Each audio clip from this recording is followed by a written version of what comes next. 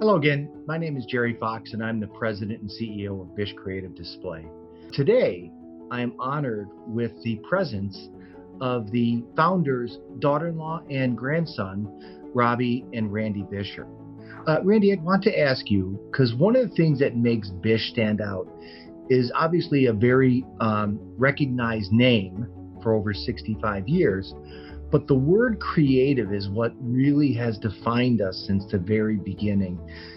Do you have any anecdotes, stories, or memories that you could share about some additional creative experiences that you had during your time with your grandfather and father?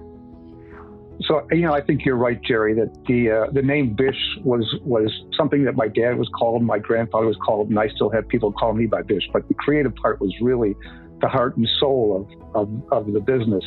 We didn't have all of the technology that we all sort of take for granted right now. People had to be very innovative and try to do things in a different way. And they also didn't have the manufacturing plant that a lot of these other companies had. So as an example, I can tell you, I took a class at the Art Institute when I was in 1968, when I was in 7th or 8th grade, and learned silk screening and brought it back. And Dad was so fascinated that he said, I could make presentations that way, and I would be a step ahead because it would look like it came out of the printing press. So I taught him how to do silk screening. He went ahead and taught himself how to do photo silk screening.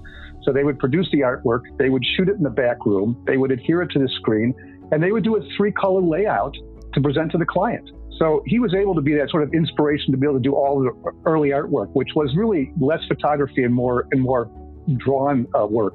And I think that's how he was able to get a lot of these kind of other artists to work for him, like Ross Wetzel, who did the cartooning. Dewey Weber, I always say that the box guy was the most amazing guy. This guy could come in and he could make anything with tabs and cut them and fit them in. He had a ruler, he had a mat knife, and he had a back of a straight edge that he would hit to fold the box work.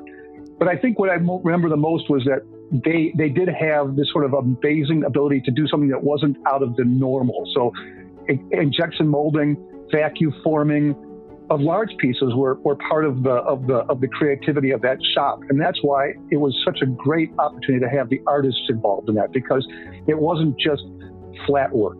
They also did all their own photography in the back room. A lot of that, I think there might have been a picture that my mom shared with you of my dad posing in the back room, my grandfather posing in the back room in a very funny pose. And a lot of times they would shoot themselves in the poses of the bear, the Thames bear, for example. And later they would do the rest of the sort of modeling over the top of that. And a lot of the point of purchase at that time was just flat banners and flat work that would maybe rotate around. Theirs tend to be very 3D. And I know, actually having come out to Bish Creative in your new location, Jerry, that's still very much the fact that it's very much an interactive kind of environment.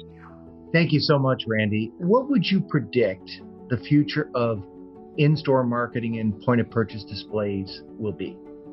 Point-of-purchase display is a hard one to think about what it's going to be in the future, because we are in the midst of trying to determine whether we're going to have retail in the same way that we had it in the past. 3-dimensional digital displays will become a big part of it. I'm an architect, so I deal with space all the time, and we would not like to see any of the retail spaces or the commercial spaces go away. So I think that it'll still be present. I think it's grown with your company. And when I came out and saw the new Bish Creative Display, which I'm extremely impressed by, you guys were doing some of the things that we thought of in the old days, the sort of the wire framed displays. But you really were doing some really unique new approaches. And I'm sure it's up to you and Bish Creative Display now to figure out what the future is. But I'm sure it will live on for a long time.